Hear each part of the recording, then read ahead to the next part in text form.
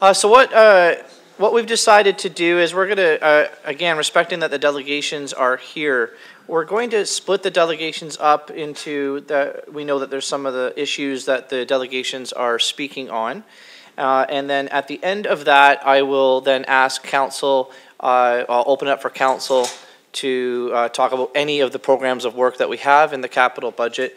And then we'll end off on the library. I'll call all the library delegations up because there's several of them. And then we can just finish our evening off just focused on the library at that point. So our first delegation is from Rotary, and that's Carolyn and Jim. And they're here and they have a presentation for us.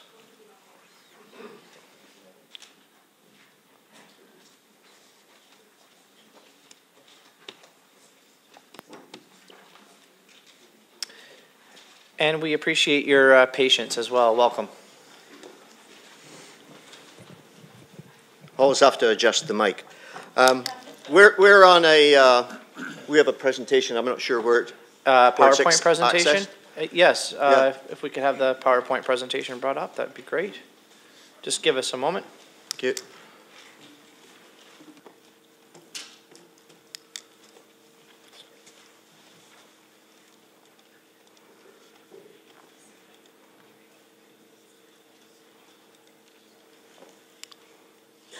Is it Rotary?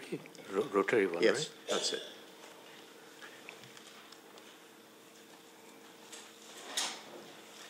Okay, and is this the forward? Which is the forward? This is the forward. Okay, thank you very much.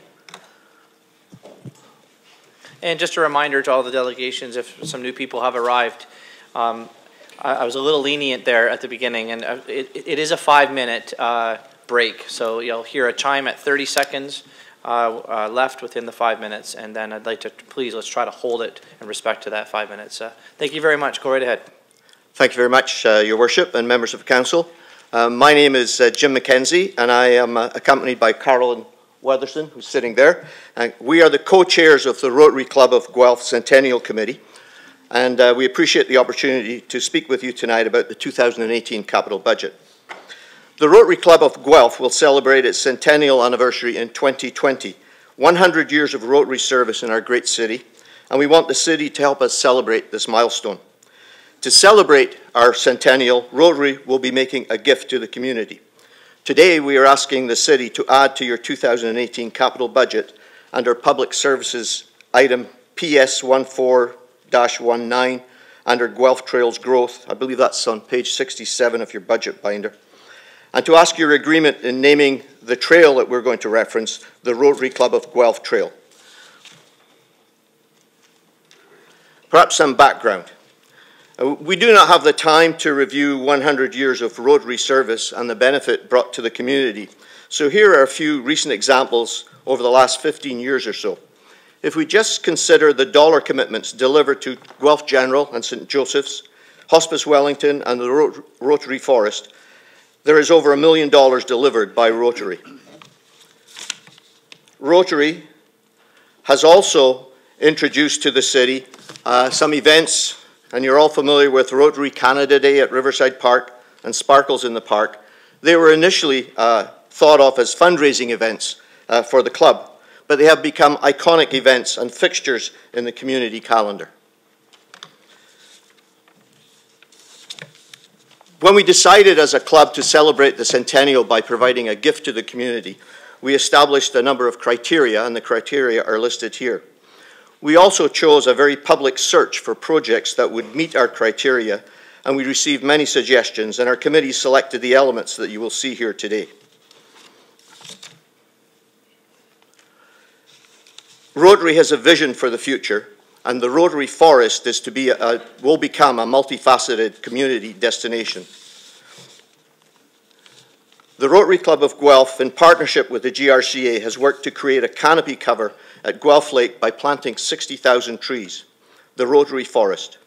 Thousands of environmentally minded Guelphites have pitched in to transform a 40-hectare area into a wonderful new resource for our community, with trees that will clean our air and link nearby forest habitat to create a corridor for wildlife. This vision of a healthy community for generations to come is celebrating its 10th year, and we will be completed planting in Rotary Forest in 2020, our Rotary Club centennial year. The GRCA Nature Centre will become an integral part of our commitment to the community.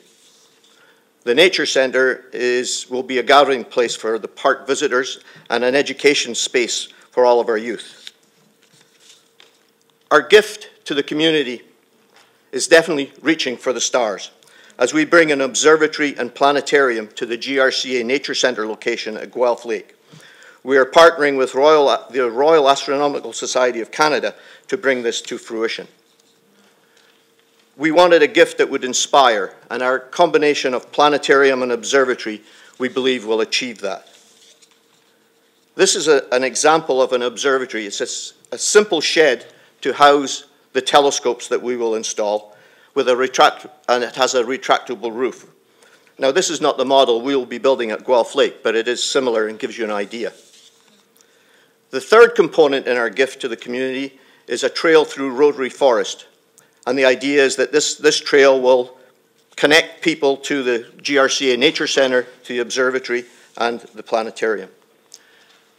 And this is the trail we were looking for the city to support and celebrate our 100 years. This is a link trail that we're asking you to seriously consider. This trail will extend an existing trail that ends at Victoria, at what I believe is called Monkey's Bridge, and this trail will link the existing trail to the Rotary Forest, to Guelph Lake, and the observatory and the planetarium.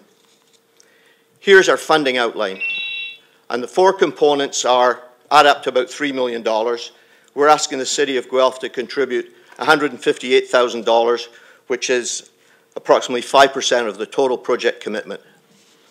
So our request of the City is to celebrate with the Rotary Club of Guelph, honour our club's 100 years of service to the community, make the link trail a reality, and honour and celebrate our club by naming the trail the Rotary Club of Guelph Trail. Thank you. Wow. Thank you. And you must have practiced, because, like, thank you, ring. I wasn't expecting any applause. It couldn't have been for us. But yeah, anyway. well done. Okay. Well done. Is there any questions for the Rotary Club here today? Councillor Hoffman? Yes, through Mayor Guthrie to Jim. I'm just curious about your numbers, and you refer to the Council Shared Agenda line item PS 1-41. Was that a suggestion of someone? Because we have an active transportation network that includes trails, so I think it might be a better fit to look for additional funding for your trail. I'm not sure I understand the question, but certainly we've had conversations with many people around the community, including some members of council, in regards to the trails, and we're an active proponent of connecting the trails in the city to the Rotary Forest and to the GRC in the Guelph Lake area. So we think it's a way to celebrate with our club 100 years of our service. I would agree, Jim. Thank you very much. I was just trying to discern why you were choosing this particular budget line, but I can check with staff on that. You don't need to answer that any further. And love the project and love the change of the name to the Rotary Club I think Trail. when we looked at the budget, it seemed to us that the commitment in dollars was lower in 2018 than in subsequent years, so it seemed like a good idea to put it there. Thank you, Jim. Thank you. Thank you, and Councillor Downer.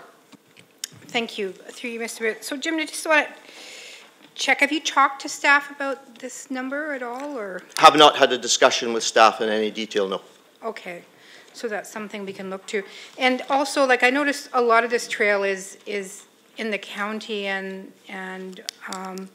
are you going to be asking them for funds as well? The trail actually is, the proposed trail is all on GRCA lands, and we're almost completed an agreement between our club, our charitable foundation, and GRCA in regards to all of our commitments, and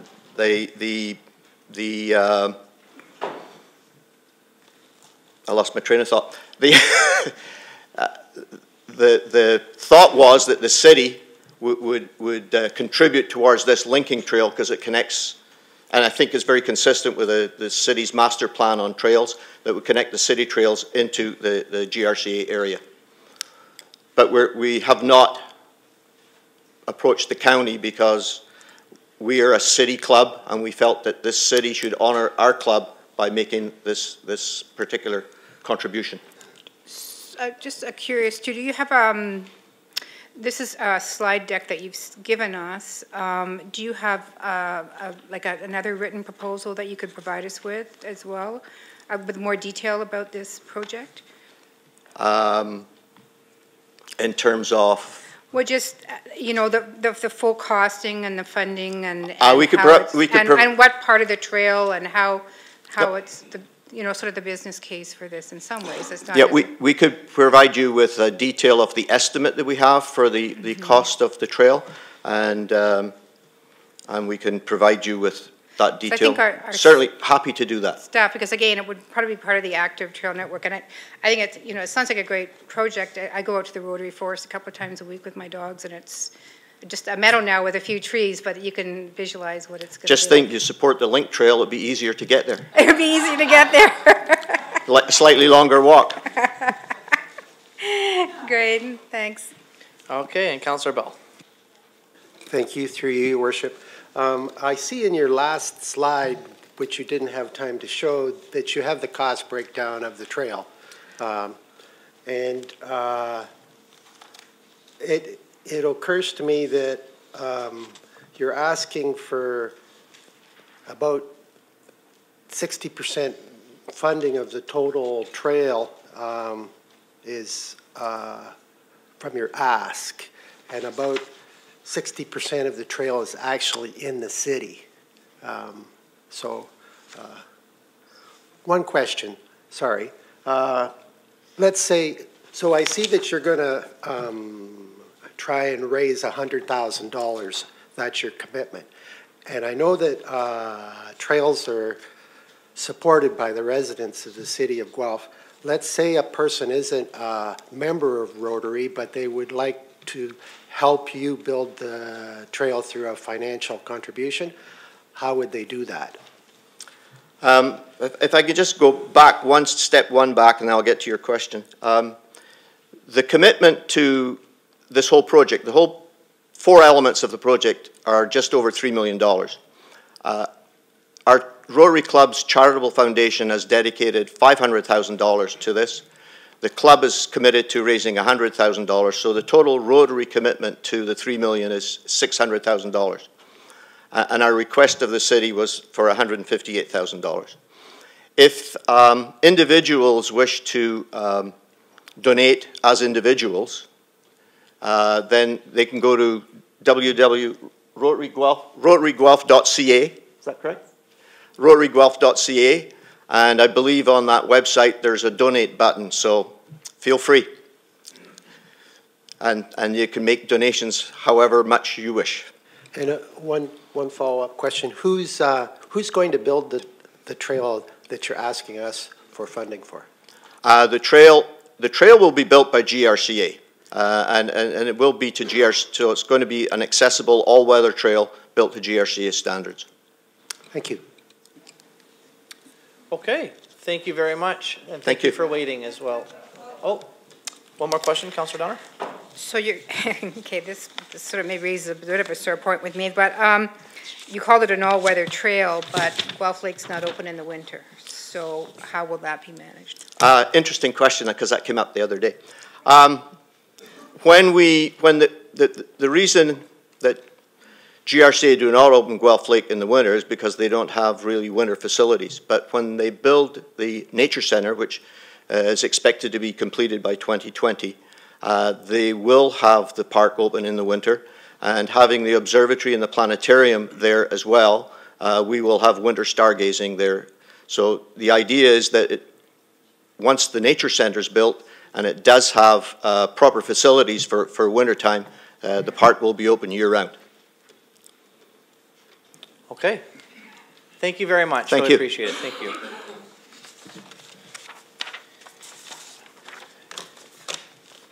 and we'll get back to you with the other more detail. Thank you.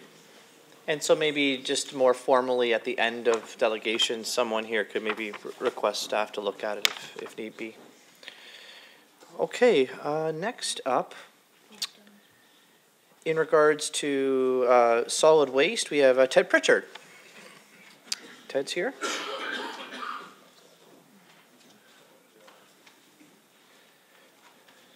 And then is there a Glenn Wilson here? Okay, great.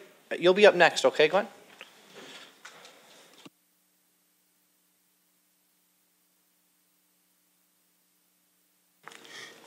Welcome, Ted. Hello, Mayor Guthrie, councillors, city staff, and members of the gallery. My name is Ted Pritchard, and I'm speaking on behalf of Fair Tax Campaign Guelph, a lobby arm of the Canadian Condominium Institute. Our group has the stupidest name possible. We don't want fair taxes. Guelph taxes are already fair, and the city is in the middle of like and similar cities as far as taxes go in Ontario. Condominium owners are after fairness of level of service, and in that area, Guelph is found wanting with your comparator cities.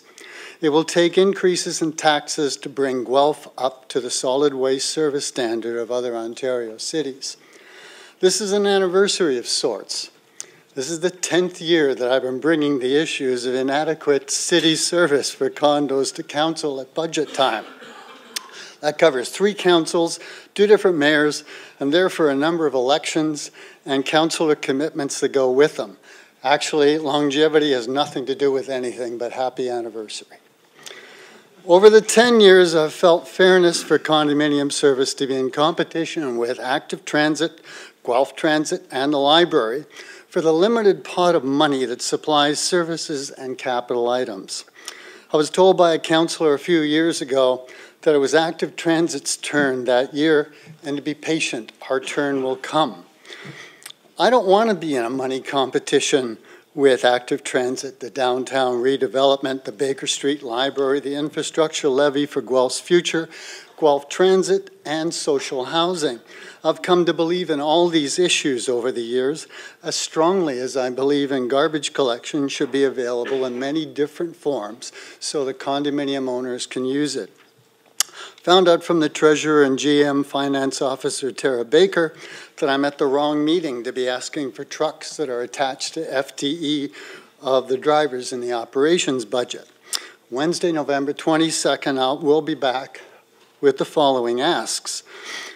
Number 1 ask, we expect that city staff will recommend at the operations meeting the purchase of 1 or possibly 2 front-end loader solid waste trucks and dumpsters that will enable the city to collect solid waste from condo high-rises. And 2, we will also ask that recommendations number 16 and number 26 of the Solid Waste Management Master Plan, SWMMP, be considered to help bring city collection to the condominium townhouses that lost their collection with the advent of 3-cart collection. That would provide an alternative collection service to 3 carts for townhouse condominiums with small or no garages, an attempt to get a compostable garbage out of landfill, and to get a tow hold at least in one of the 3 streams of garbage the city collects for condo townhouses. To finish, I don't want to speak as the chairperson of the Fair Tax Campaign. I just want to be taxpayer Ted and talk about taxes. I want to tell you that as good a place as Guelph is, it could be better for so many Guelphites. Guelph ends up in the top 10 or in first place in all the livability studies that magazines and other so-called experts dream up. I agree with every one of those studies because I live, or where I live in Guelph. But Guelph isn't the same all over. I live right beside the Royal Recreational Trail that I can walk, ride a bike, or cross-country ski up to Guelph Lake, or go south right into the downtown, almost avoiding traffic. I want that trail system for all Guelphites. I walk to the Evergreen Center for Recreation. It would be wonderful if all young families in Guelph had the luxury of a local recreation center. I live in a beautiful condominium that gets solid waste collection by the city because our garages are big enough and to take the bins, and the truck has a loop turnaround. I want that service for all condo owners who are subsidizing my service. I use the library a lot, but when I take my grandkids to the library, it's the one in Kitchener, because that's magic. I don't want to use the transit system. I don't use the transit system. I'm rich and I have 2 cars. I also understand that if the bus is your transportation, whether a responsible choice or necessity, you want to get where you want to go, when you want to go. For 3 successive years, bus services have been reduced. I know the Central Line has been a great success, but I hope there are buses on order so that the routes sacrificed in 2017 can be restored in 2018. I got a last phrase: take money from big homeowners like me and use it for social housing that we somehow avoid building every year. There are a lot of injustices in Guelph that can be resolved by sharing money. Raise my taxes through levies or whatever else it takes and make Guelph a fair place to live. Have any questions, or I would entertain questions. No, thank you very much. Appreciate it, Mr. Pritchard. I had Councillor Alt wanted to speak to you. Thank you very much. Pardon me. Thank you very much, Mayor Guthrie. First of all, Mr. Pritchard, or did you say taxpayer Ted? I appreciate your comments about identifying that the name of your organization is a bit of a misnomer, and that you recognize that that your taxes are fair, and you're looking at improvements in service, the way that I'll frame it. I was wondering if you could just outline first and foremost, is it your intent to bring the 3 stream system to the condominiums for whom you are advocating? Because you also identified many different forms of waste collection. I wasn't clear from that whether it's a continuation of the system or a modification of it. Through you, Mayor Guthrie, to Councillor Alt. I intend to do that November 22nd, make that clearer, because I sort of rushed through I can wait. Yeah, no, but it's okay. Christmas is coming. Basically, there are 2 different kinds of condominiums, and the front loader trucks that we've talked about for the last 5 years will service only one of those 2 kinds, and they'll service high-rise condos, because we're dealing with dumpsters at the ends of chutes, and you need a front-end loader truck to pick it up. That kind of service isn't what the townhouse condominiums need. They need smaller trucks and to be able to use just the small containers. And in some cases, they're saying, no, we don't do that because we don't have garages. So we don't want any containers that aren't portable or we can just disappear into a small cupboard. So I've had ideas from condominium owners like, let us put out our garbage in garbage bags that get dumped into a truck. The garbage gets dumped into a truck, and the garbage bag gets dropped on the ground and a brick placed on it or something to hold it in place, and then the load isn't contaminated with the plastic.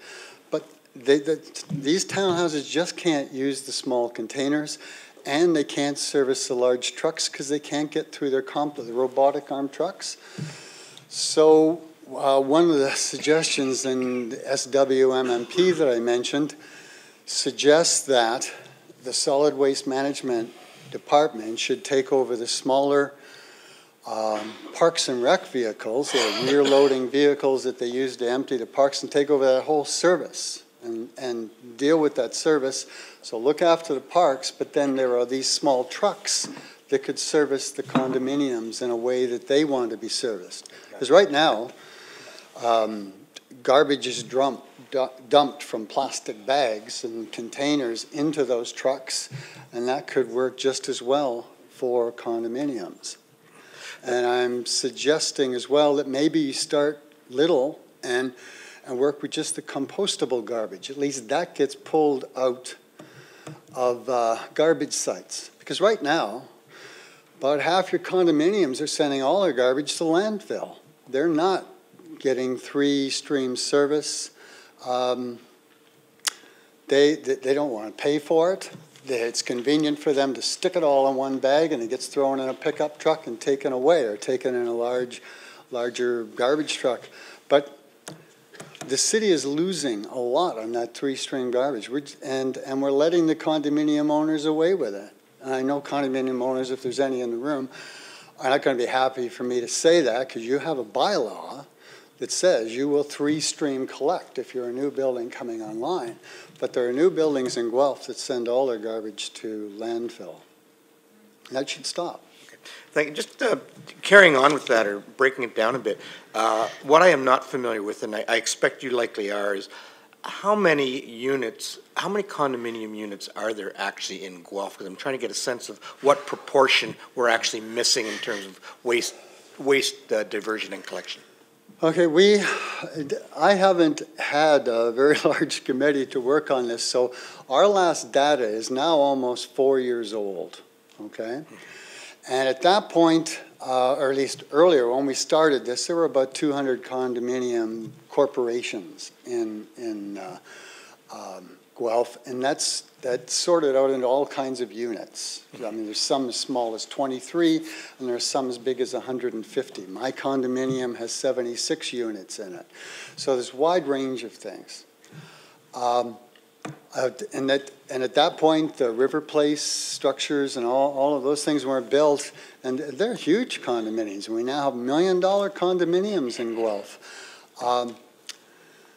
So I don't have stats on those, but I did have one property manager feed me stats on all of her condominiums that she serviced and how many didn't get city service and how many did. And some lost city service when the city changed the 3-cart. And it worked out something like this. She had 1,200 units. Now, this is not condominiums, but this is units. And it's broken up into different groups. And she told me that 700 of the 1,200 were not able to receive city service, and about 250 lost their city service because they couldn't accommodate the 3-carts. But that data is now 5 years old. Okay. So. Thank you very much for that. Just one final question. It's not about condominiums. It's not about waste. I like to hear it when somebody says, I like my taxes, because we don't hear that quite often at budget time.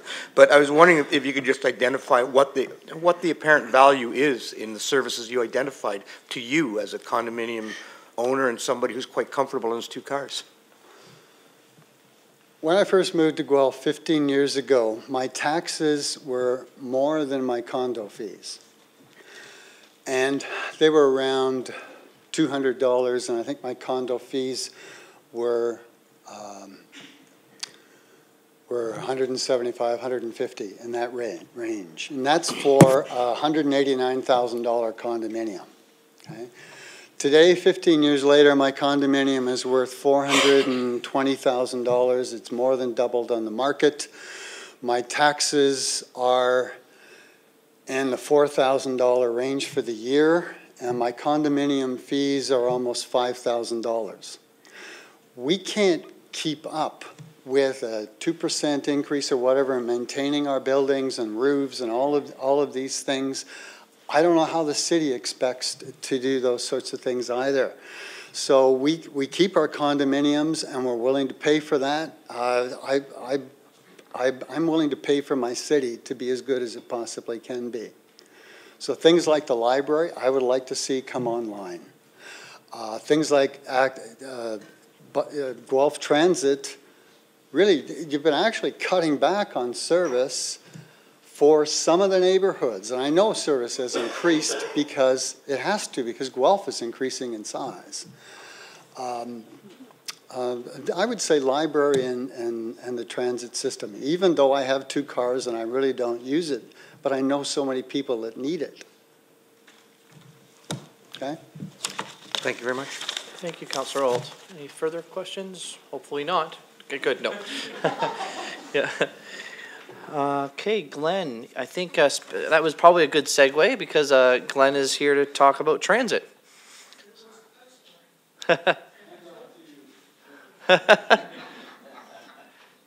City Hall bringing people together here. All right. Welcome, Glenn. Over to you. Thank you. Mr. Mayor, members of council, thank you for allowing me to speak to you today.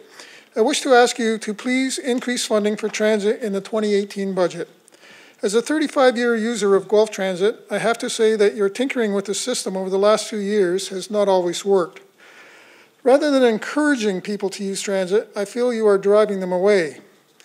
I'm a bit skeptical of the numbers that were recently presented on the city website concerning ridership increases. Please do not be fooled by them. It is easy to increase ridership when a trip that required one bus prior to September now takes 2 or 3.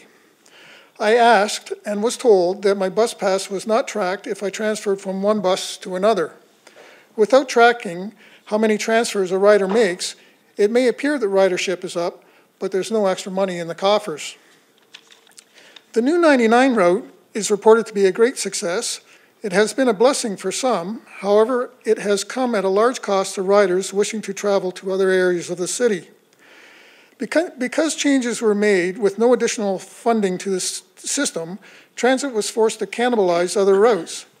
This has resulted in a system that is difficult for riders to use. With some buses running on a 30-minute schedule all day, while others are split on 30, 20-minute schedules, buses arrive at transfer points minutes after others have left. As a result, riders may have as much as a 20-minute wait for their next bus. On cold winter's days, this is a long time to be standing around. And I found that the shelters at the transit hub offer almost no shelter on a cold, windy day. To add insult to injury, a trip that once took perhaps 30 minutes, maybe 35, it now takes closer to 50. I myself have a mild allergic reaction to cigarette smoke. Therefore, I try to spend as little time as possible at Central Station. So I use a combination of buses to take me where I want to go. Presently, this works for me because part of the trip involves the use of the various University Express buses. However, if form continues, these routes will be canceled during periods when the university is closed, and this option will no longer be available. The perimeter routes look good on paper. However, because they tend to detour downtown most of the time, they are not as convenient as they could be. They run on a 30-minute schedule, and in an effort to make them reasonably match up with the 20-minute routes, there can be as many as 4 different time points on the hour during the course of a weekday. This makes them awkward to use. My neighbor, a regular user of transit, told me that because the timing of the Southgate route was changed, she was now arriving late for work. She did not wish to add an extra hour to her working day, so she bought a car. She also told me that one other person on her shift has done the same.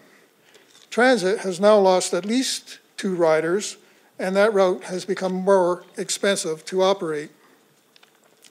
On many occasions, Council has stated that their goal is to improve transit and thereby increase ridership. I apologize, but I feel your actions defeat your goals.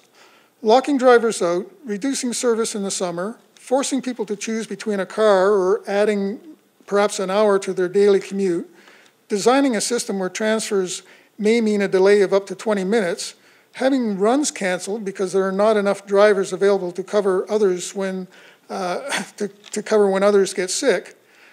I really struggle to see how these situations will encourage people to use transit.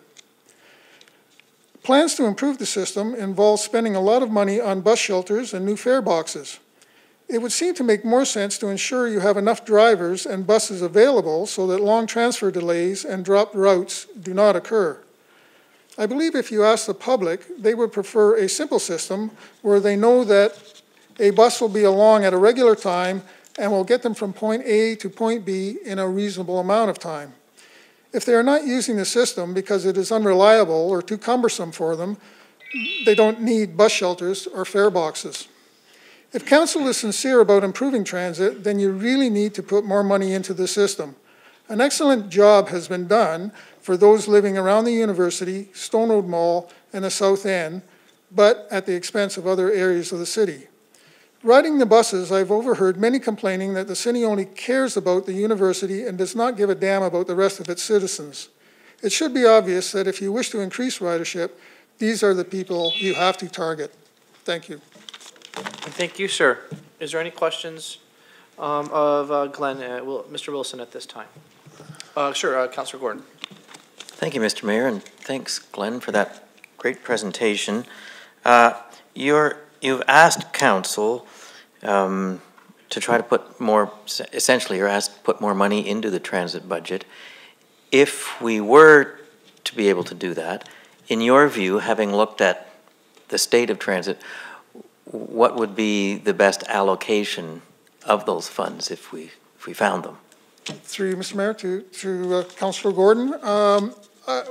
I think that what you need to do is get rid of this having some buses on 30-minute schedule, put them back onto the 20-minute schedule when other buses are on 20-minute schedule.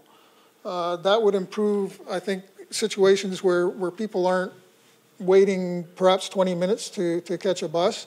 I think at the moment that would be probably the first priority, along with ensuring that you have enough drivers to cover off when people get sick. I think you understand that every time you implement a change that angers the public, the drivers are the first ones that are going to feel the brunt of that anger.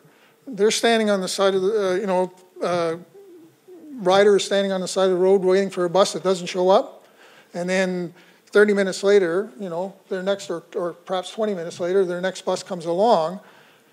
The first thing they do as soon as they get on the bus is, vent their anger at the drivers. And they're on 10-hour shifts, so they have to put up with this like 10 hours a day. That can be stressful for them. It can be very stressful for them. And they feel for the ridership. They don't want to be telling people, sorry, there's no way I can get you to your job site on time. You need to ensure you have enough people. Right now, I understand they're covering off drivers by, bringing in people on their days off. That means they're working a lot of hours, and that in itself, over time, you'll have those drivers burned out as well. So I'm not surprised when I read that there's a lot of drivers off, off sick. If you're stressed, your immune system is affected, somebody gets on the bus, they've got a cold, you're going to catch it. I think you could, help the situation out by ensuring you have enough people to cover and not putting them into these stressful situations by trying to run a system without putting enough resources into it. Thank you. And thank you, sir. Thank you for your presentation. Everybody finished? Yes, sir. Yes. Thank you. Thank you very much. John Hart is here in regards to a presentation. I think John's here. Yes. In regards to the Niska, the full corridor reconstruction. And if we could just have IT staff come and help. Oh, look at that. There, it's right up there. Perfect.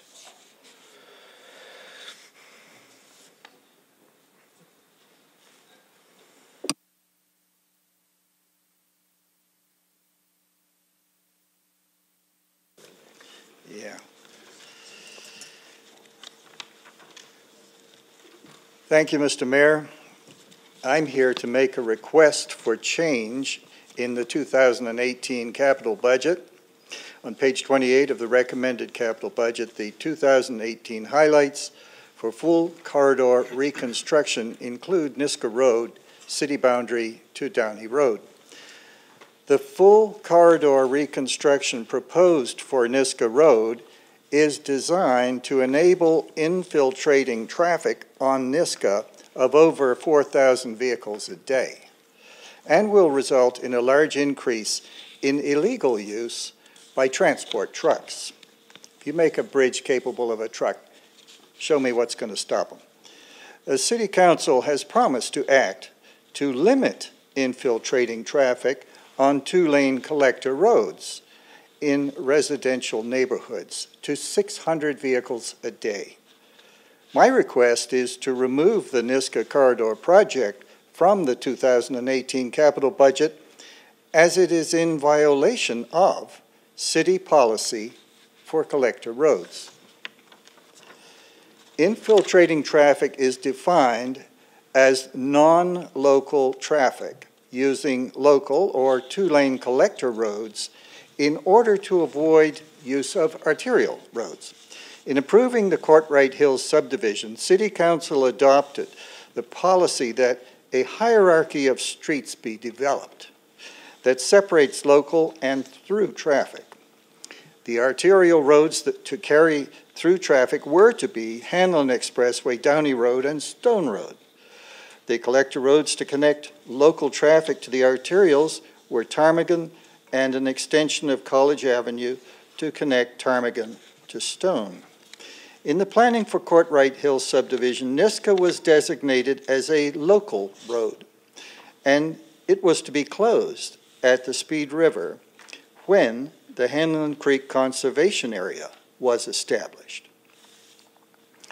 When City Council decided not to construct the College Avenue extension, it was necessary to redesignate Niska as a two-lane collector to connect the Ptarmigan collector to an arterial, which is Downey Road.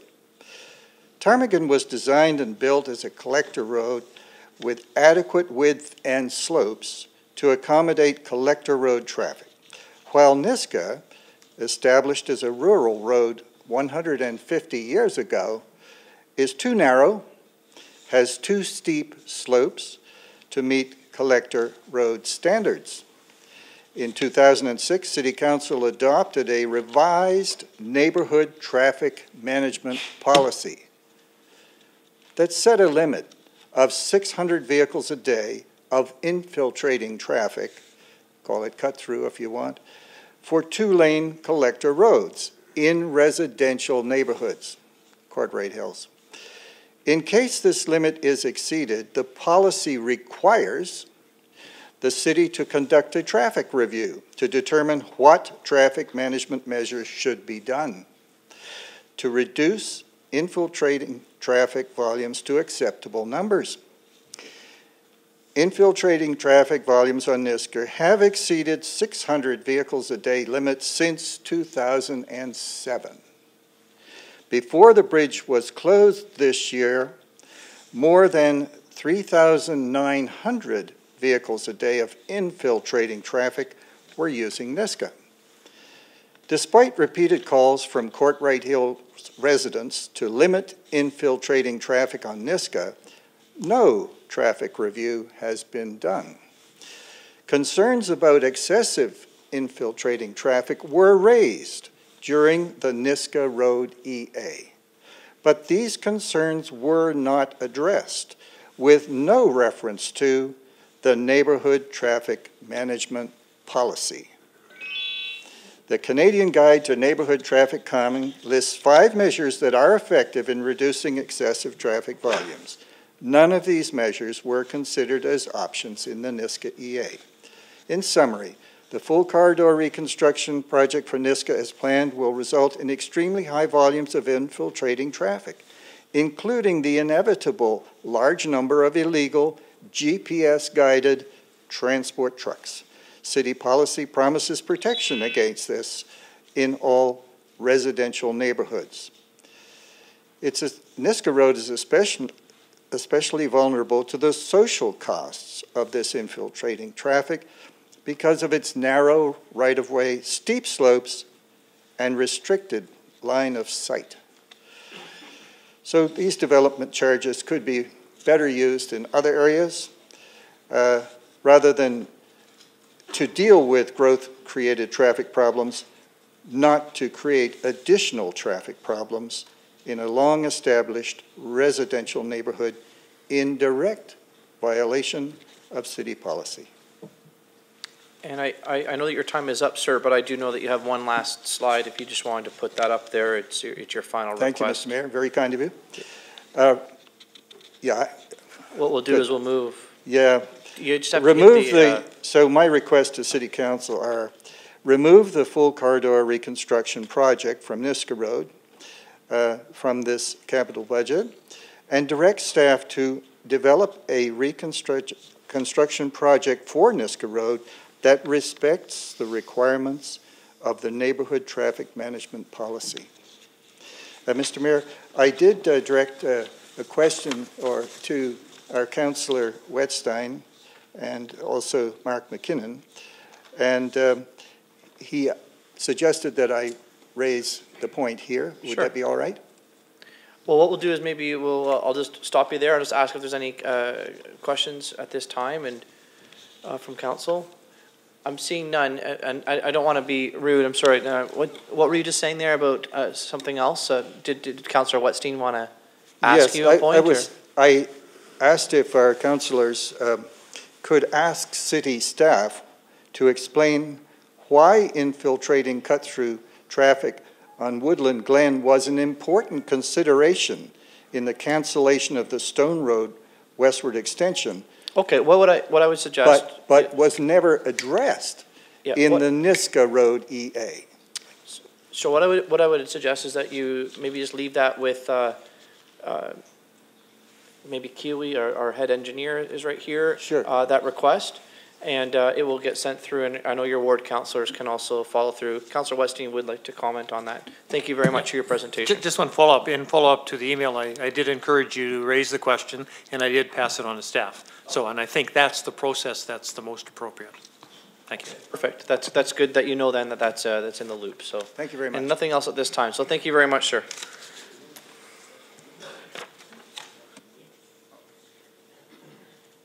Okay, so at this time, the rest of our delegations, council, are all here under the heading of library.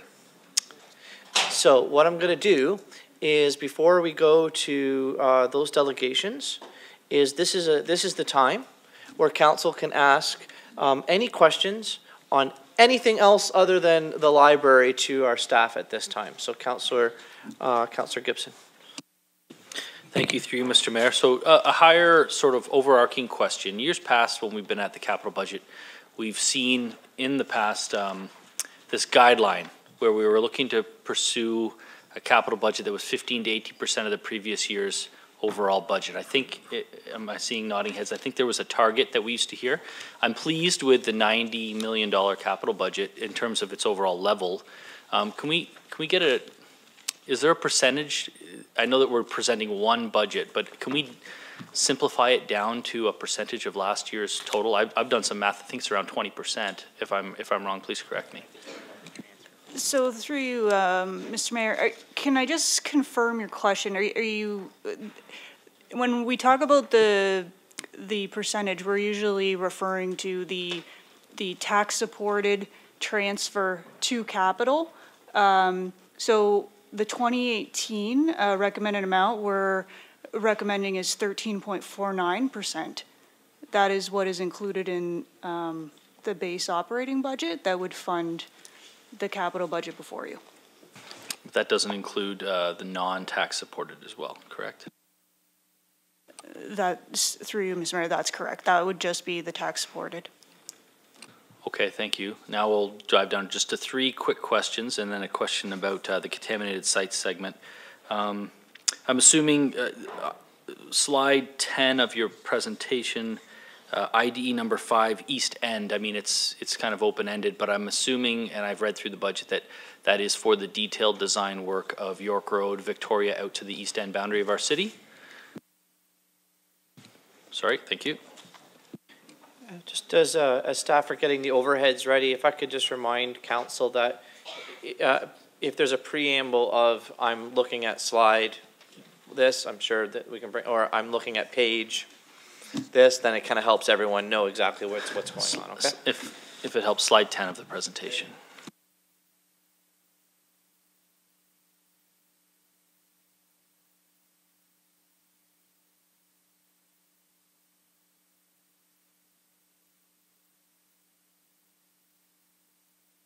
I'm just seeking clarification.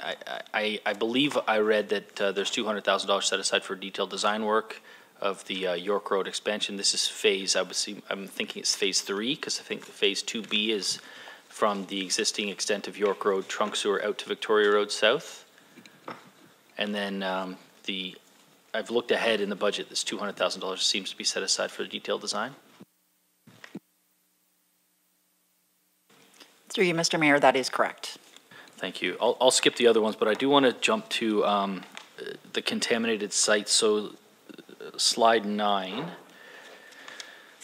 Okay, sure, we can leave it there, slide 12. And the $2.64 million next year for contaminated sites, it's well known that no one really wants to grow into the green belt. So we're looking for new lands to develop, new lands to intensify. And I wanted to take the time to talk about the earmarked funding, 1.5 million for Amoco. And I wanted to, I should call it 200 Beverly, sorry. And I wanted to get an update from yourself or from staff on what phase we're in, so the public knows where this money is going, what's it going towards, and what's the short-term, long-term outlook for that remediation of that site. Through you, Mr. Mayor, I'll ask Mr. Terry Gaiman, who is Manager of Development and Environmental Engineering, to respond to that question.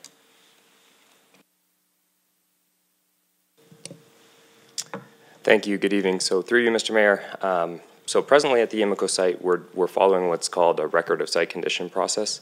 That's a process that's driven by the Ministry of Environment that we're following so that that land can be developed in the future for a mix of uses, including residential uses. So that involves numerous stages, starting with what's called a Phase 1 environmental site assessment. That's a sort of desktop study about potential impacts to that property based on its history. So that work was completed earlier this year. Currently now, we are in the middle of our Phase 2 environmental assessment and data gap assessment. That's an investigative stage with drilling works, so some residents may have seen drilling equipment out on the site. We're collecting soil data, we're collecting groundwater data, we're analyzing the chemistry to try to make our determination on what the right path forward is. The money that you see in this budget forecast is for that path forward. So as we're evaluating the data we're collecting now, we expect to move forward with a combination of remediation and risk assessment techniques so that that property can be ready for development in the future. Thanks for that. So is it safe to say the 1.1 million for this coming year, people will start seeing sod turning in terms of movement or activity on the site? I know they may have seen a drill rig or two, but I know there's a real desire in the community to start seeing that site turn into something. So is it anticipated with the thing? Is there a funding gap that we are identifying, or is this something that we can assume now is moving towards that plan for development? So through you, Mr. Mayor, it's certainly a portion of it is expected to go towards physical work being conducted. Thanks very much. That's it for me, Mr. Mayor. Thank you. Okay, great. Thank you. Is there any other questions on any other items? Yes, Councillor. I'm sorry. Sorry, I did have a list. Councillor Alt, you were next. Thank you very much, Mayor Guthrie. I do have a number of questions. Thank you very much, Mayor Guthrie. With regards to the budget, first for finance staff, the one question that I have that came up from a delegate during the break was, what is the city's debt limit? And there's a number of aspects to this. Is this provincially legislated? Does the city have a lower threshold? And how is this developed? I know that's a lot to take away, but I'm wondering if staff could perhaps respond to that, because I think it's germane to all aspects of the budget. Through you, Mr. Mayor. We have three limits on our debt. So the first is that we limit the repayment of debt, including principal and interest, to 10% of our own source revenue.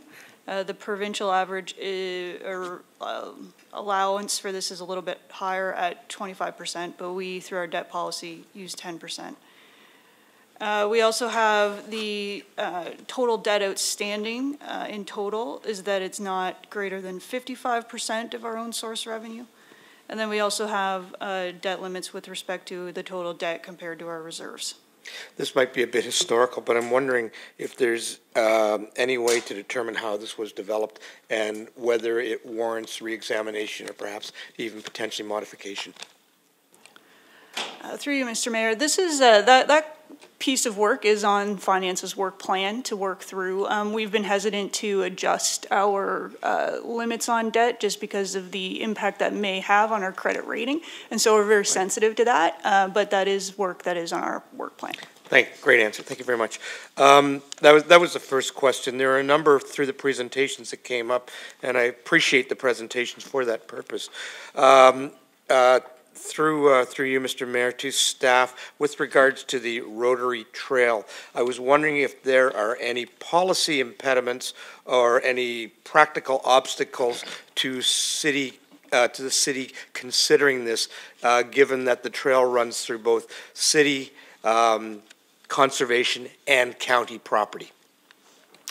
Through the Mayor to Councillor Alt, thank you for the question. It's certainly something that staff need to look at. As you heard, this had not come to us before it came to Council for consideration, so we need to take some time to look at it.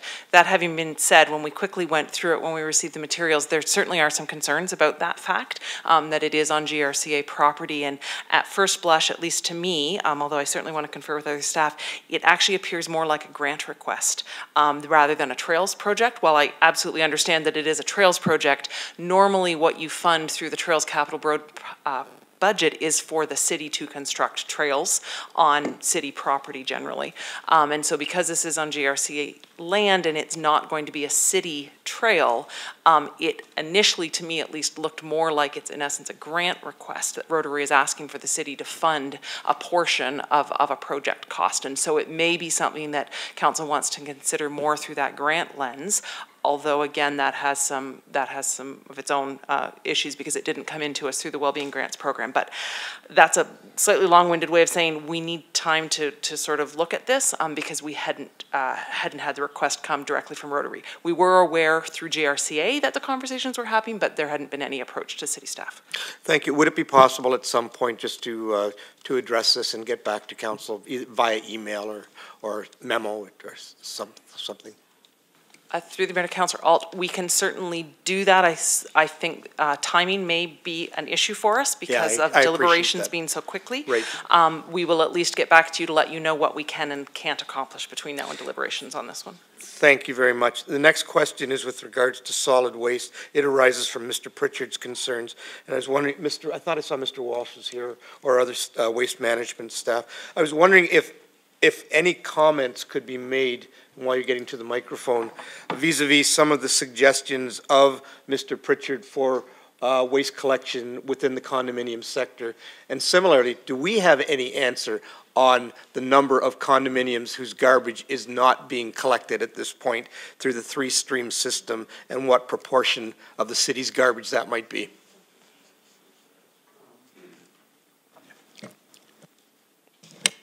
Through your worship, to Councillor Alt, with respect to Mr. Pritchard's delegation, I think the key there is an iterative approach.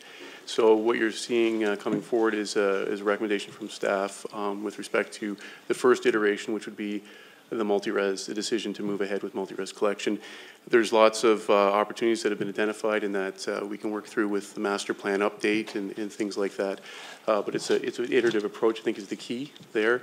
And in terms of the numbers, we have numbers. I don't have them off the top of my head, but we're collecting about 88% of the low-rise townhomes and 44% of the sort of the mid-rise apartments. So we're in the multi-res business currently. We're just not accessing all that. So I can get better numbers for you ahead of that meeting, ahead of the next meeting. Thank you very much.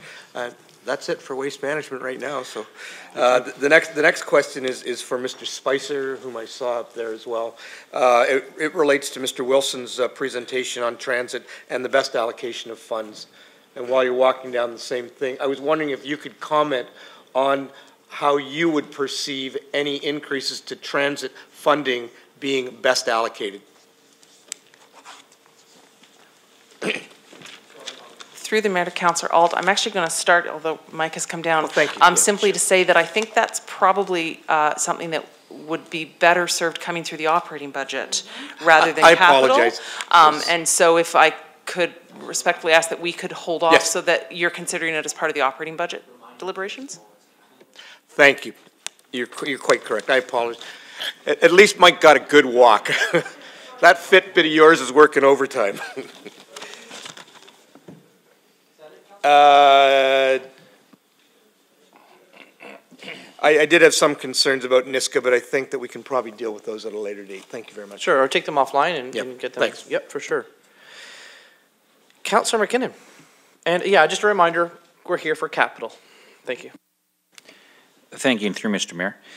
with the South End Rec Center coming 2019, we put some money aside last year for detailed design. I'm like super excited that things seem to be proceeding, which is great, but can council decide tonight, it's like, well, we want to show the community that we're serious, that we really, really want to do this project. So could we take a bit of money and just create a new bank account that says South End Rec Center and just put a bit of money in there just to show everyone that we're really serious about doing this? I'll start, but I think I'm going to let finance jump in, simply to say, in answer to the first part of your question, we are proceeding, and thank you to council for providing us with that funding. At this point, until we've completed that detailed design portion, we're ready to come back to you. I think that would be premature, but I'm going to turn to my left and see if my finance colleagues would like to comment further on that.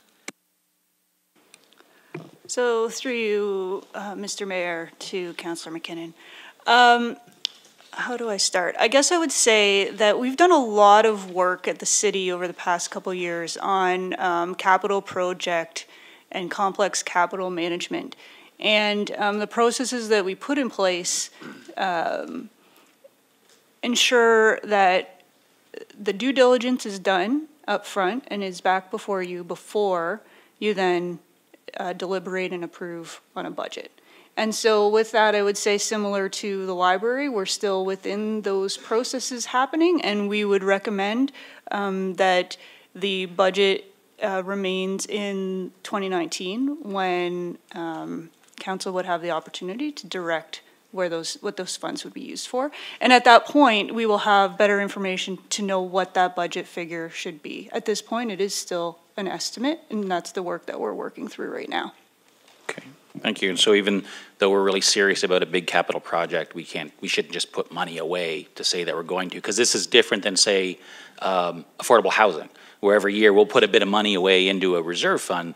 We don't have a big capital project reserve fund that we could say, well, I really like to do the South End Rec Center, so let's just put money away. We don't have that. That's different than an affordable housing reserve or something like that, where we would just put money without knowing what we're going to do with it particularly. Is that correct? Through you, Mr. Mayor, I would agree with that. We've done a lot of work on our capital, so we have capital reserve funds. So we have 3 capital reserve funds: our infrastructure renewal, our growth, and our city building. So we are putting money away for future needs, and that's part of the long-term strategy. So no, we don't have specific capital reserves for projects. We've consolidated and we reserve fund manage on a consolidated basis now.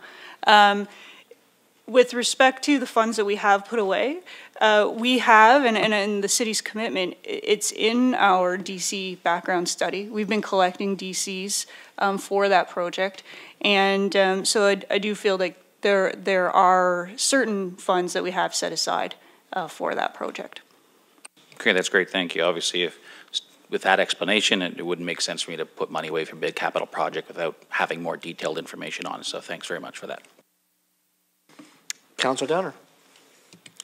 Thank you. Through you, Mr. Mayor. This is on the Rotary Forest issue. Just looking at the map that they gave us on this link trail, is any of that in the active transportation study? You can get back to me on that. I'm just looking at that because some of it is in city land, and I thought some of it was going to connect out to the trails out that way. And I sort of agree this is sort of a last minute request that's going to create a lot of problems trying to get something for this year, but I just wonder if staff could advise at some point on how best to proceed with that, and maybe touch base with Mr. McKenzie on how soon they would need any funding and those types of things. I think you're going to need to ask him for a lot more questions before. Yeah, I know it's a short turnaround till next week too. So. Through the Mayor to Councillor Downer, absolutely, we'll get back to you on what we can provide in terms of that information. Okay. Quickly. Okay, thank you, Colleen. Thank you, Councillor Downer. Councillor Hoffman. Yes, thank you. Through you, Mr. Mayor. So I have a very long list of questions, but I must say that I'm feeling a bit uncomfortable, Mayor Guthrie, that the library delegates are waiting So I'm going to forego my questions, and I'll take my chances on whether staff are here or not. And I'm hoping that most of my questions will be directed to finance staff, who I know won't be leaving anytime soon. So yes, I'm just going to hold my questions till the end of the delegations. Okay, thank you very much, Councillor Bell. Thank you, through you, Your Worship. Following up once again on the Rotary Trail, and to clarify the remarks that Ms. Clack made in response to Councillor Alt's question. I believe Councillor Alt's question was, have you been approached by Rotary? But, well, that was your question. And your response was no. The question was, are there any impediments to this going forward? And I was asking that. So your response was no, and that you had been in contact with the Grand River Conservation Authority. And it's my understanding that they had some discussion with you or an open space planner as to whether or not this trail conformed to policy, and who would maintain the trail and who would. So would you think that it's appropriate that those discussions occur with the GRCA and not Rotary? Through the Mayor to Councillor Bell, I was simply commenting on the request coming from Rotary related to the funds. Yes, I know that Parks Planning staff had conversations with you in your capacity through the GRCA about this particular project. So through that, we were aware that it was coming forward, but no, in specific answer to the question about Rotary, we had not had the request come through staff about the financial request. Right. So, but you were aware that of the trail and the ask, and how my understanding is that there was a discussion on how the trail would be maintained and who would accept ownership for it, and I thought everything had been tidied up nicely. So this is what I'd like to suggest. I'd like to stop the conversation. Just I feel it might veer. We have staff commitment that they're going to look over the presentation, the ask, whether it's the stuff that's learned new today or maybe some prior information. They're going to get that all together, and they're going to get back to council. And so if you have another train of thought other than that, go for it. So the Rotary Trail is not in the Active Transportation Network plan. It's outside of the plan, so it needs to be funded by the trail budget, because there is no other appropriate venue to get funding from. So I have one final question. So we see the movement of money in between the trail budget and the Active Transportation Network, and the previously approved sidewalk budget, and the curbs cut for accessibility, and there's a lot of money floating around in there, and I'm under the impression that money has been cut from that budget, from what was proposed in the 2017 budget and now to the 2018 budget. So when we come back on the 2nd, if I could see an accounting of where the money moved from and to in between the trail budget, PK 002, and the active transportation sidewalk stuff, there's a lot of, so if I could have an accounting of that before the November 2nd meeting, thank you. Through the Mayor to Councillor Bell, I would just simply respond, and again, Finance may want to jump in, that in order to deliver you a capital budget that was fully funded, there were a number of changes that were made across, I think, most of the programs of work, including, as you've mentioned, through some of the trails work, that in order to come back to you with a fully funded budget for 2018, that there were changes made. And so I'll let Finance respond as to what level of detail can be provided on that.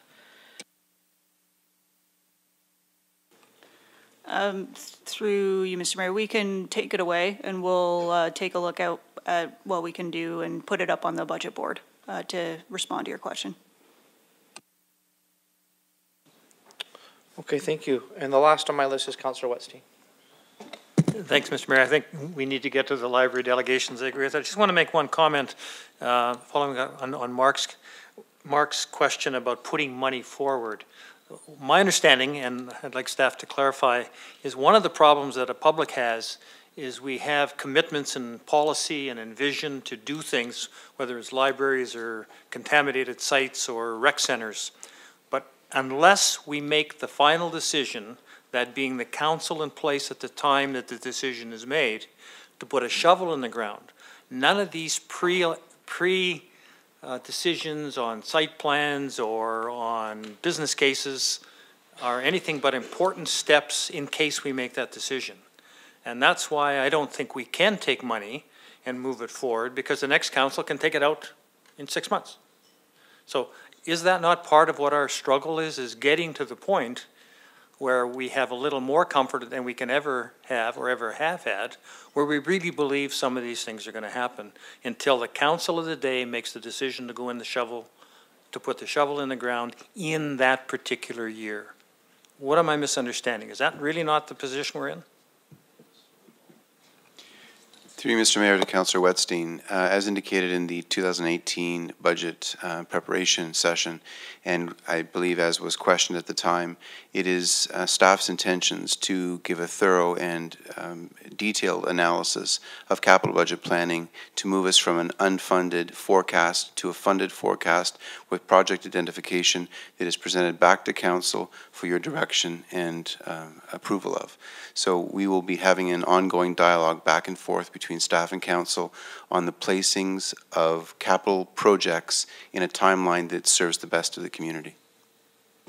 And the going from unfunded to funded is a great step forward. The concern I have is, will the following council still be able to defund 6 months after we fund? I'm going to let the CAO just come in the conversation. Through you, Mr. Mayor, to Councillor Wetstein, absolutely. Absolutely. Council have the right to reconsider any of their decisions at any time. We pre-plan. You can see in this budget that we've done some due diligence around pre-design, design, and build. But at the end of the day, council makes a decision when they approve that year's capital budget of, and I'll use your term, Councillor Wetstein, shovel in the ground. And any council at any time can reconsider any of their decisions. Pardon me, I appreciate that. And I think that's really something that it's important for everybody to understand. I hope we don't do that too much as council pass things on from one to the other. But as Councillor Downer has pointed out, we've already done that 3 times with the library and twice with the rec center. So until the council that has to make the decision to spend the $50 million puts a shovel in the ground, the public cannot take for granted that a project is going to go forward. I think you're going to hear a number of people, as Mark and I have been hearing, what can we do to indicate a greater commitment than there really appears to be? And I quite frankly think we can't. I think the answer is there in the sense we're going to try to do a better job of at least saying where the money's going to come from in specific terms and thereby call it funding. But and it's partially I think a municipal act question, can't take the right of another council to do whatever they feel is right in their term. That's more an opinion. Thank you. Okay, so let's get to all the people that are here to talk to us about the library.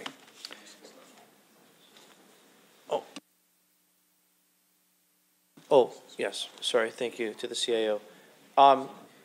Since there's no other questions in regards to any other programs of work, if there's staff that are here that are not affiliated with anything to do with the library, then okay, you are dismissed. Thank you.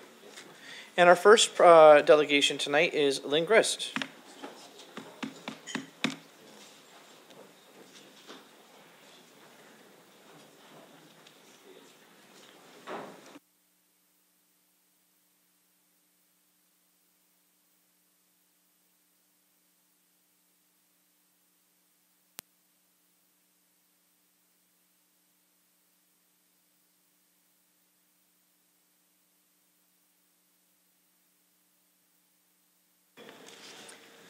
Don't start the timer yet. I will not, ma'am. Thank you. Yeah. Okay. And just a reminder about the 5 minutes, and I know you've been here to hear that instructions many times, so I know you know indeed. it. Yeah, you go right ahead. Okay, so Mayor Guthrie and councillors, I'm honestly not here today to harangue you for all not including a public consultation with respect to the new public library in Guelph. Although I have to say I'm really sorry that you didn't see fit to engage us, the people who pay the freight. I am pleased that the Library Board, along with their corporate consultants, KPMG, are planning a public consultation process, and that information, I'm sure, will be made available to you as council for its future deliberations. Today, I'm here to ask you to ensure that sufficient monies are set aside in the capital budget for 2018 and the capital forecast budget to ensure that a new public library is built in the downtown core for the current and future residents of Guelph. I am relatively new to Guelph and heard all sorts of stories revolving around the new library, so decided to do some research for myself, and there is a lot. It was a long and very interesting read. Here's what struck me as a newbie to Guelph. The idea of a new library has been on the books for over 2 decades. There have been an incredible number of creative and innovative ideas to make it happen, from councillors, architects, consultants, the library board, and the general public. Over 50% of the population of Guelph are library members, not all of them in the main library, but the interlibrary loan system gives them book, DVD, journals, and other services in a truly integrated system. The cost of building a new main public library, like all development projects owned and privately funded, has escalated over those 2 decades. So why now? After all, the city and its residents have been talking about it for over 2 decades. Well, here's what I think. The appetite for a new library from the citizens of Guelph who pay the freight has not diminished over more than 2 decades. Guelph is a place to grow. The city will need a lot more public infrastructure to support the 60,000 plus new residents who will make this program, this city's home over the next 25 years. There is a provincial election next June 2018, and there are often programs to fund local infrastructure that are cost shared, so Guelph needs to have its share in hand. In addition, the federal government has set aside monies for public infrastructure, again cost shared, and we need to be ready to take advantage of such opportunities, kind of like Halifax did when they built their library. They got federal and provincial money. So Guelph is now committed to being a center of creativity and innovation, and I believe that for its current and new business who choose to locate here. A new 21st century library will be a very public statement of the city's vision and commitment to its future. The new main library will act as a creativity and innovation incubator. Entrepreneurship comes from all parts of the community, and not everyone has the financial resources to just start up. Don't we want to encourage business and innovation for micro businesses? After all, Apple started in Steve Jobs' garage. Guelph wants to ensure that it doesn't want to be hollowed out. The fate of many US cities and a growing number of Ontario towns, a vibrant downtown library will attract both new residents and new developments. Guelph is exploring how private-public partnerships can be win-win for both the public, whom the City Council represents, and the private partners who see a business opportunity to be part of a growing and vibrant community. A new library will be a value added in the eyes of those developers. Council, I know, is mindful of tax costs to residents of public services in the community, and there are 2 options for building a new library. A, have the developer build it and then lease it back. Or B, build it from the public purse. I am suggesting option B. Why?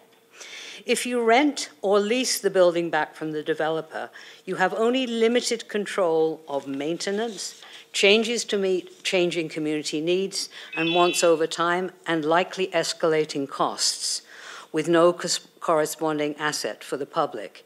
It's a bit like renting instead of buying your home. The costs rise over time and you have no asset for your investment.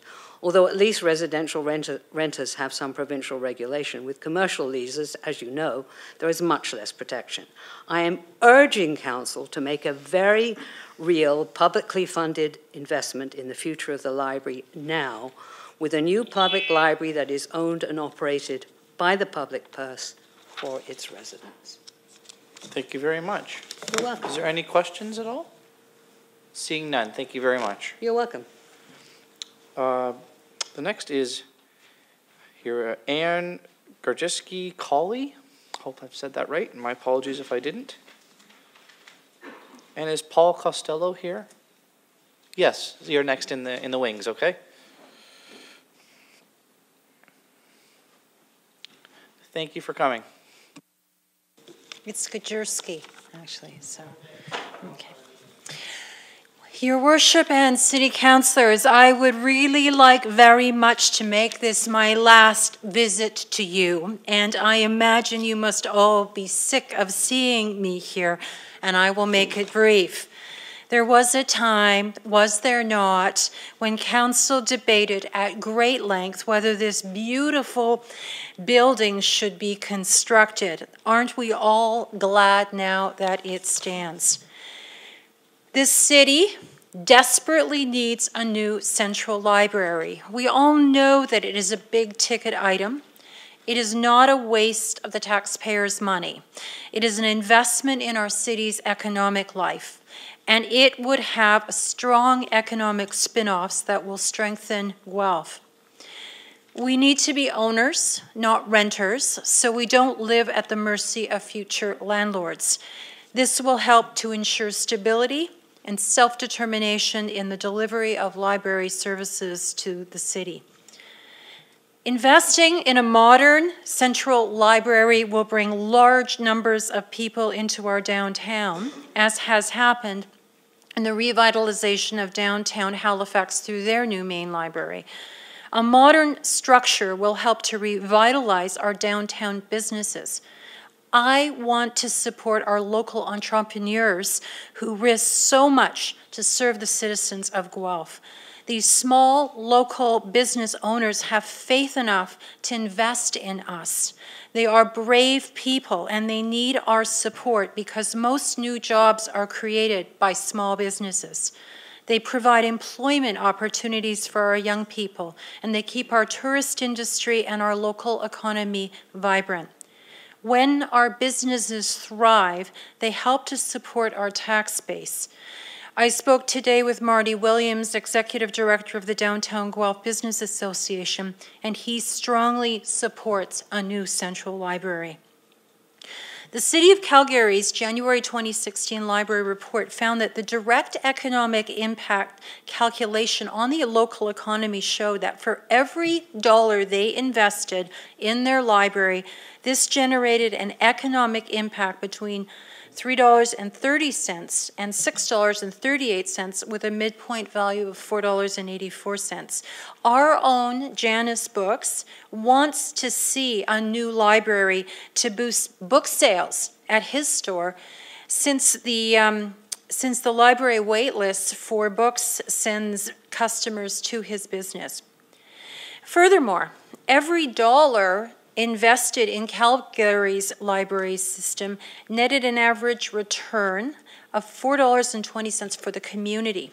So money saved through a library system was freed up for spending in other parts of the economy. Low-income people most especially benefit from this investment, as well as immigrants who have a strong economic track record in creating new small businesses. Let us not forget the Syrian refugee who within a year of arriving in Canada started a chocolate factory and is now a job creator in the Maritimes. The libraries provide services to small businesses that stimulate this important sector. Investing in a large anchor like a central library will attract people downtown and greatly help the small business community adjacent to it. A library is not a white elephant that drains the public purse. It's an economic engine.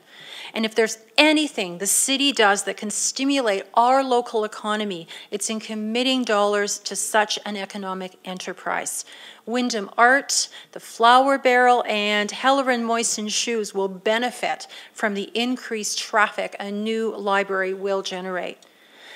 If my husband had talked to me about getting married for as long as Guelph City Councils have talked about building a new library, I would never have married him. There comes a time when you need to commit. And I am asking you all to go out and get that engagement ring and place it on the citizen's finger. And I'm asking you to commit real dollars as a sign of good faith for this public sector anchor, and be the council that commits to this future economic engine. If our business community can show us good faith, so can we. And I am really hoping never to speak to any of you again. Thank you. Well, thank you very much. That was actually your, if you don't mind a comment from me right away, that was really funny about the marriage thing. That was really good. Okay, any questions at this time, though? Seeing Councillor Alt. Single one. Thank you, Reverend Gayerski, for your comments, but I just want to know, what good is a marriage if you're not going to speak to us again? Well, maybe we can arrange coffee. Okay. Thank you very much. And Councillor Alt, he always pays for the coffee, so that's good. Yeah. All right. Next up was Paul from the Council of Canadians, and is John Parkin here? Okay, good. You're next. Okay. Welcome. Thank you, councillors, for having us. And I was asked to just take 1 or 2 minutes to state the Council of Canadians' opinion on one aspect of the library. And I won't take any longer. I think it's too early to speak at length about it. As somebody mentioned, we are all hoping that you will put aside the proper capital funding in this year coming and the next for the library. And we feel strongly that an informed electorate in Guelph would not support anything along the lines of a public-private partnership. These always prove to be more expensive than a government-run project, especially municipally where oversight is difficult to pay for. So there are many examples. The Brampton Civic Hospital is one where they paid $394 million extra for a $614 million hospital, and it goes on and on. So I would just like to state that there's ample opinion against a private-public partnership. People would campaign strongly against the proposal that came forward on that, and we hope, as Christy Freeland says, it's a non-starter. So, thank you. Thank you, sir. Any questions? Seeing none. Thank you for your time. Thank you. Good luck with your deliberations. Thank you very much. Work. John is up. Is Elaine here? Yes? Okay, great. You're up next. This is the one. So what do I do? Just okay, all right. Can you pause it? Got it. Okay. Mayor Guthrie, councillors, good evening. I'd like to go back 2 or 3 hours. Remember the water debate? Just as it was instructive and interesting to look at water use in other municipalities, so too is it interesting and instructive to look at libraries in other municipalities. Consider the city of Cambridge, Ontario. New Wave Cambridge prefers the title Ideas Exchange to library. At present, a new ideas exchange, a digital ideas exchange, is being fitted into the beautiful old Galt post office. Here is a short video that relates to the transformation underway.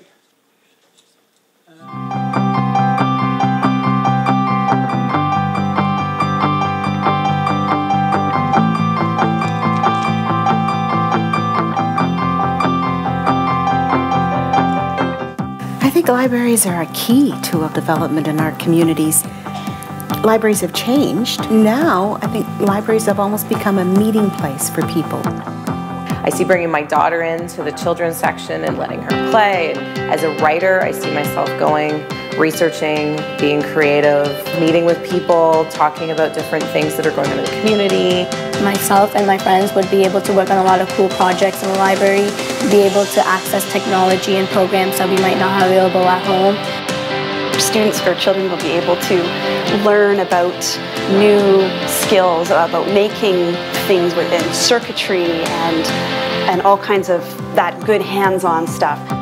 Oh, well, I mean, I'd love to have access to some of those amazing tools that maybe we all can't afford at home, and to have some expertise there from the community to help show me what that's about. The Library of the Future is a really exciting place. It's a place where people come to learn, share, collaborate, and go on a journey of discovery together. If you think about it, libraries have been that way for quite a while. This is a place where people come to use a free computer, to share ideas with friends, or come and hear a family program and participate with us. So this is taking it to the next level with new technology that we can share with the public and we can all grow together and learn and discover. We're talking about a structure that was designed by the architect that did the Parliament buildings, and we're marrying that to a brand new 21st century design to enhance it. So we're bringing old and new, but with the new comes the digital library. I looked at the Post Library online, and as I clicked on the different floors on the website, it brought to mind several different ways that I could actually use the library. The main floor with the restaurant coffee shop, the space where you can go to think things through during the day, write down your thoughts, enjoy a coffee, just relax. We're really proud to have been chosen. We're an independent shop, and we've been in the community for a while. And we're moving into a space that's being built by a Cambridge company. We've got a maker lab, we've got a teen space, we've got things that I want to play with. And I'm excited to see what gets going and who's going to come and do it. I do know that a number of people that are my age, that are in the music scene and still trying to write and create music, could use that space just as much as a teenager could. It couldn't be any better. I don't think it could be any better than that. It's about quality of life. And what excites me is we're not just building a community, we're building a community that caters to individuals, to nature, to the environment, and to heritage.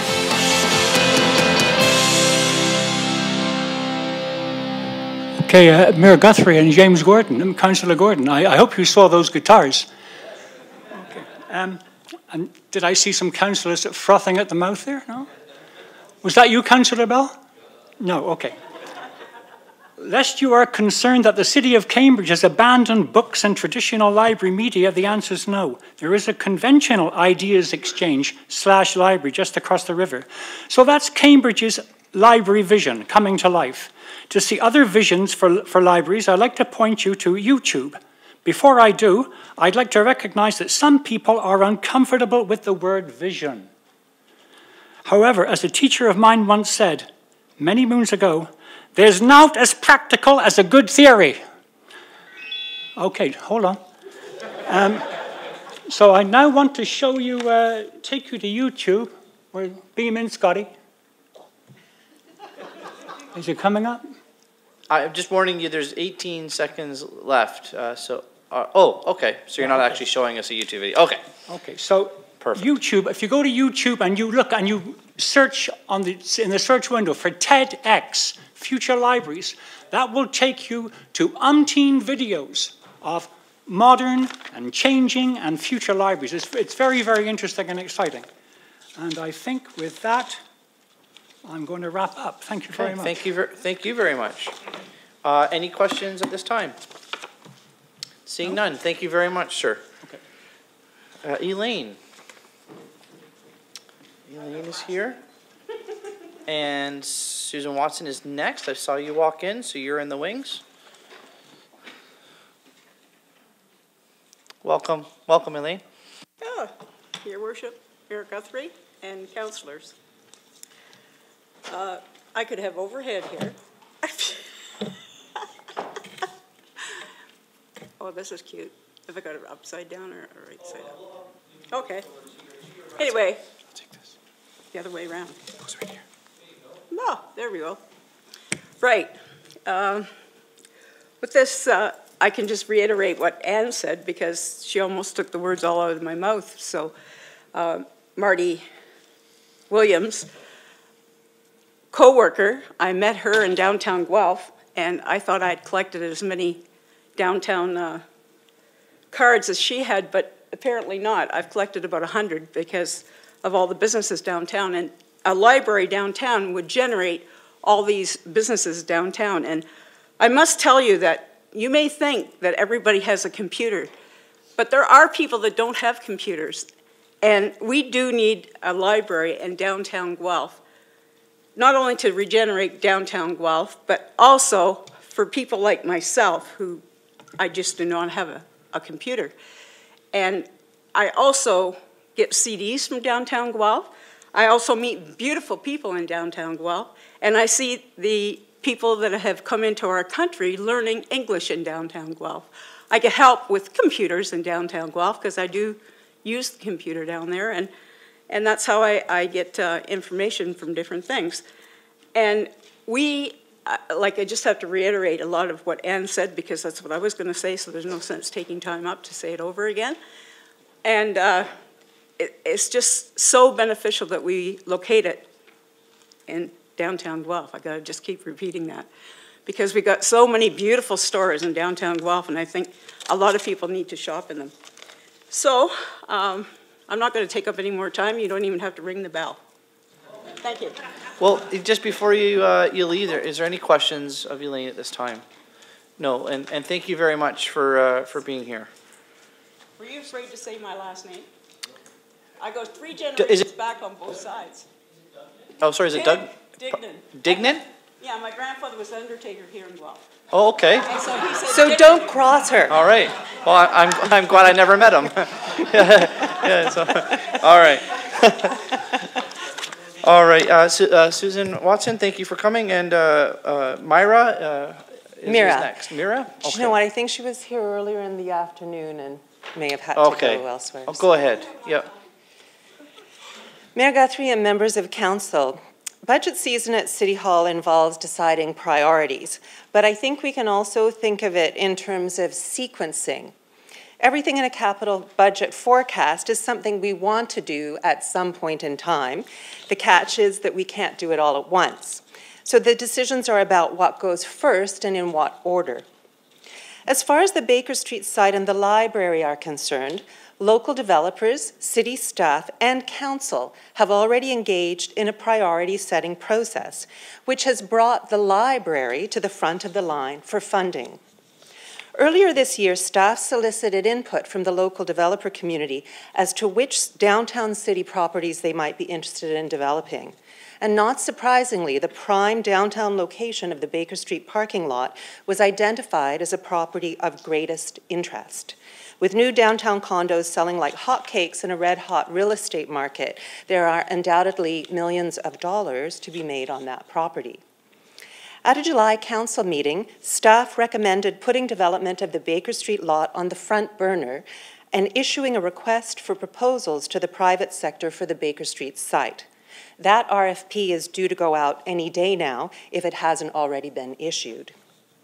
A motion passed at that July meeting required that inclusion of a new central library be a requirement of proposals to be submitted.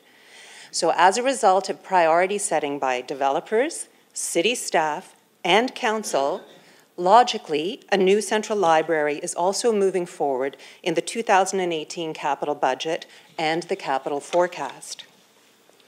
Why does the prioritization of the Baker Street development with the library as the institutional anchor make sense when there are so many competing projects?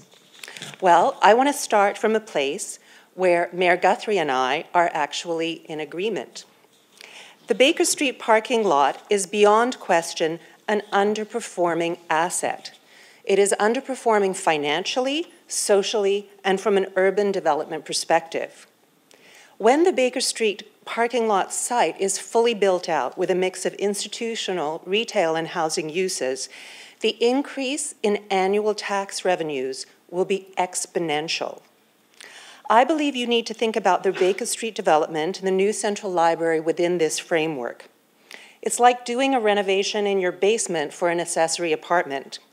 No question that there's an upfront cost, but what you're looking at is the return on that investment over time that will allow you to finance other things on the capital budget forecast.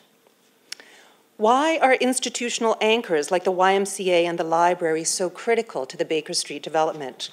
Well, downtown Guelph, as we've heard, is a designated growth center under Places to Grow provincial legislation. You have a target to meet of 150 jobs and residents per hectare by 2031. And I would underline that it's not just residents, but jobs. The library and the Y don't just provide employment, they support employment through skills development, resources for business, and economic spin-offs. As a citizen investor in the new Central Library, I want Council to be mindful of the importance of the location. We've already heard in previous delegations the role central libraries play in downtown revitalization. Given the significant investment citizens will be making, we need to derive the maximum benefit from the more than 3,000 visits per day projected to go to this library.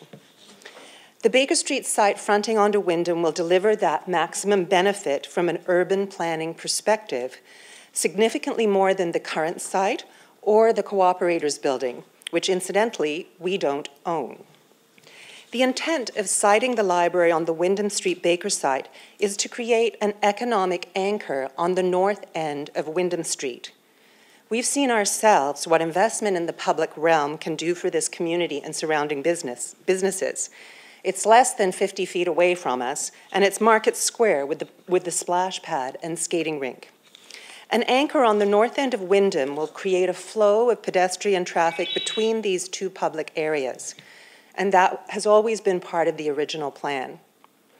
The wheels are in motion for the development of the Baker Street site and the library business case. Let's make sure that secure funding underpins these important city initiatives. Thank you. Thank you very much. Is there any questions at this time? Seeing none, thank you very much. And I believe it was Myra or Mira, sorry. She's not here, okay. Donna, is Donna? Yes, of course, sorry, Donna. And is Cynthia Bragg here? Yes, okay, you're next.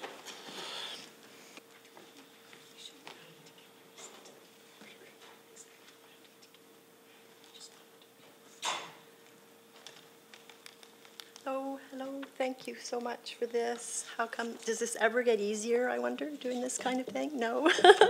So anyway, I went to the library to get some information and advice on what to put in my delegation, and it was awesome, and I came away with these two documents. The Path Towards Guelph's New Main Library, a Historic Timeline, 1995 to 2015, and a building program and functional plan for the new library. I learned also that Guelph's first library, or Guelph's first public library, was built in 1883 and was the first public library in the province of Ontario. I think that is awesome. That put Guelph on the map. It took vision, leadership, and courage at the time, and I hope we can find that again and put ourselves on the map again. I've also learned that and this is all thanks to the Guelph Public Library, that over the last 20 years, according to the timeline, hundreds of meetings have been held, motions have been passed, committees and subcommittees have been struck, surveys have been conducted, reports have been approved, consultants have been hired, strategic plans drawn up, thousands spent on studies, and millions spent on the acquisition of land. And this is for a new library.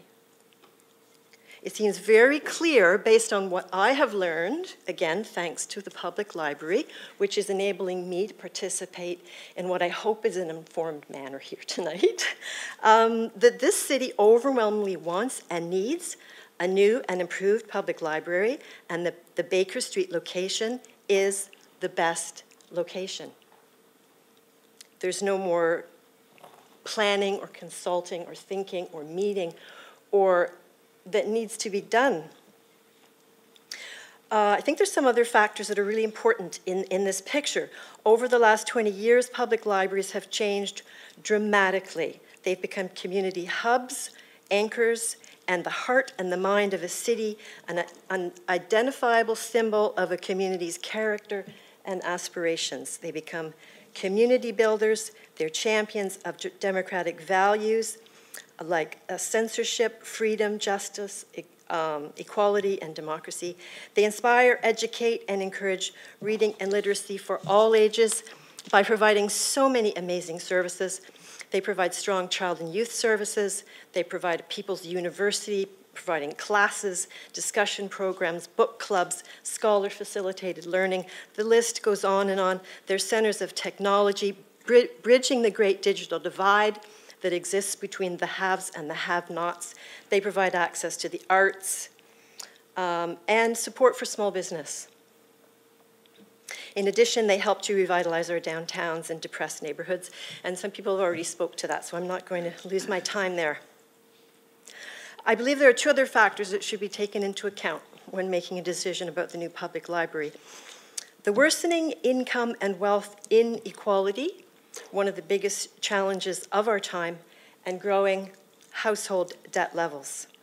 Regarding income and wealth inequality, according to a recent report from senior economist Sheila Block with the Canadian Centre for Policy Alternatives, there is a staggering divide between the two labour markets in Ontario that has created a two-tiered society.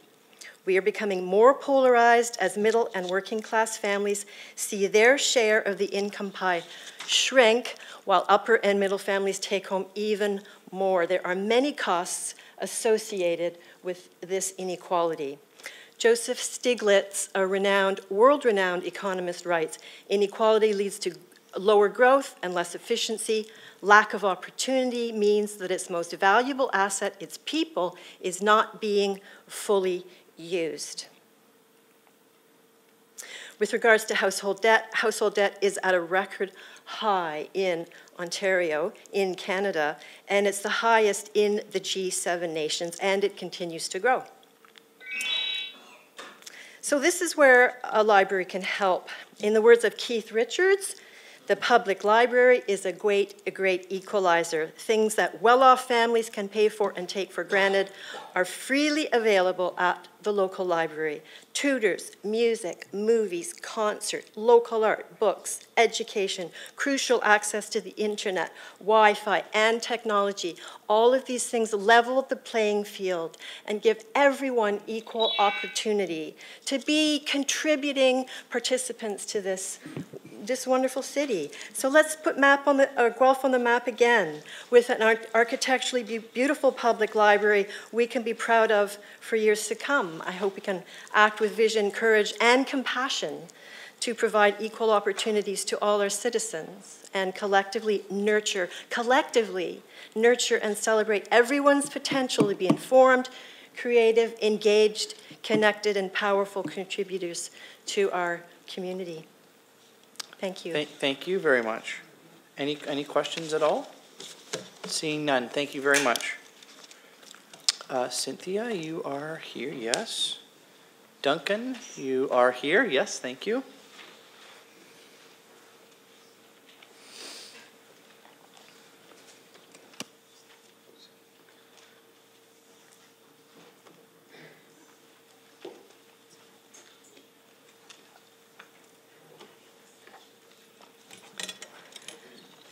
Honorable Mayor, councillors, and staff, my name is Cynthia Bragg, and I've resided in Ward 3, Guelph since 1989. Although the infrastructure deficit in Guelph is daunting, with 79% of the proposed capital budget going towards it, and aid in information searches for everything from small business development to watercolor painting know-how.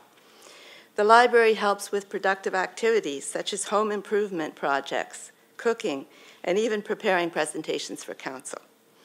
The library downloads and pays for many educational e-resources, such as language instruction programs, various courses, information on government and law, genealogy and history, and consumer reports, and makes these available to people for free. Book recommendations can be emailed to users, and books obtained from other libraries through interlibrary loans. So many children